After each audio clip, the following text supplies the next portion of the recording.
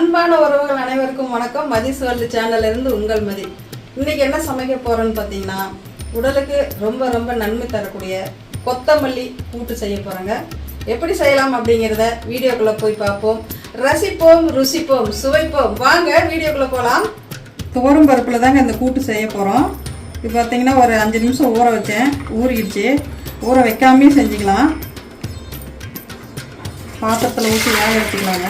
அதுக்கு கூடவே பார்த்திங்கன்னா ஒரு பெரிய வெங்காயம், தக்காளி 2 தக்காளி எடுத்து வச்சுருக்குறேங்க, பச்சை மிளகாய், ஜீரகம், பூண்டு இதெல்லாமே ஒன்றா போட்டு வேக வச்சுக்கலாம்.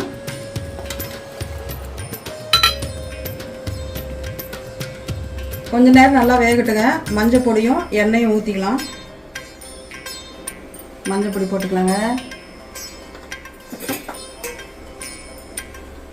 எண்ணெய் ஒரு 2 ஸ்பூன் ஊற்றிக்கலாம்.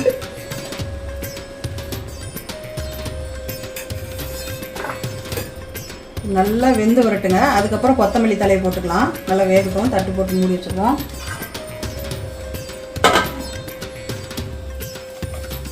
பருப்பு வெந்துருச்சுன்னு பார்க்கலாங்க.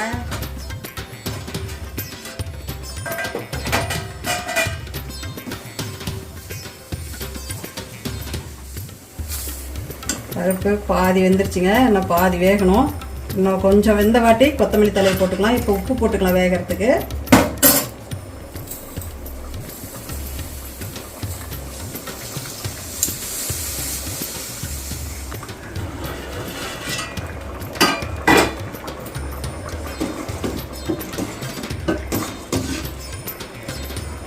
பருப்பு சூப்பராக வெந்துருச்சுங்க. கொத்தமல்லி தலை போட்டுக்கலாம். நாட்டுத்தலை 2 கட்டு அரிஞ்சு எடுத்து வச்சு சுத்தம் பண்ணி எடுத்து வச்சுருக்குறேங்க. இதில் போட்டுக்கலாம்.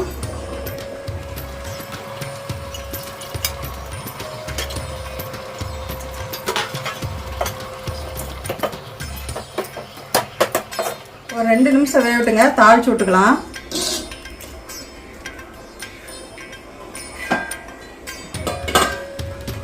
தாளிச்சிக்கலாங்க. இப்போ எண்ணெய் ஊற்றிக்கலாம்.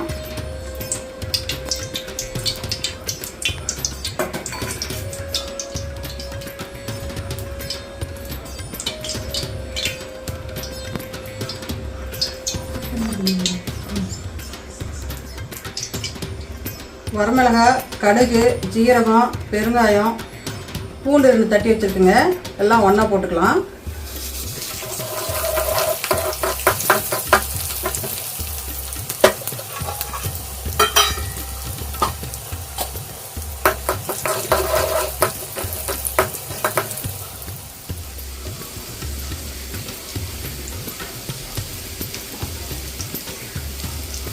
எடுத்து ஊற்றிக்கலாங்க.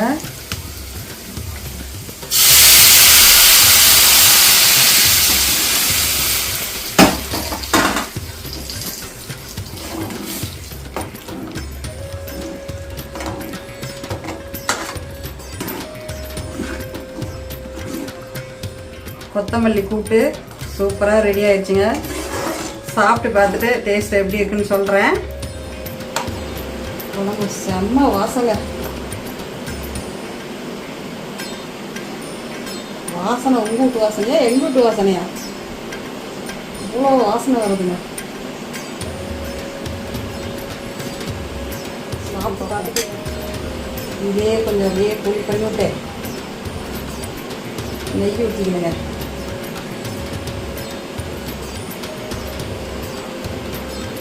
சாப்பிட்டு பார்ப்போம்.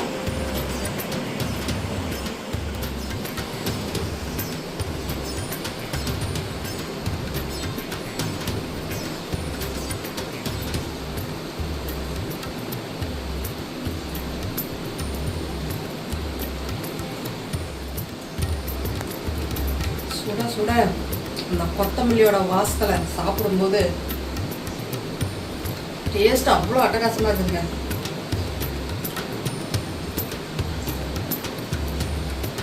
அது நெய் ஊற்றி சாப்பிட்டோம்னா, பருப்பு குழம்புல நெய் ஊற்றி சாப்பிட்டோம்னா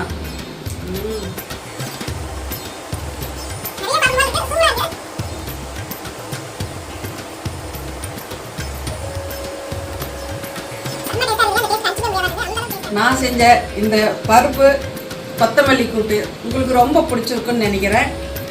லைக் பண்ணுங்கள், ஷேர் பண்ணுங்கள், கமெண்ட் பண்ணுங்கள், சப்ஸ்கிரைப் பண்ணிவிட்டு என்னோடய வீடியோ தொடர்ந்து பாருங்கள். உங்களுக்கு வீடியோ கொடுத்துக்கிட்டு இருக்கிறேன்.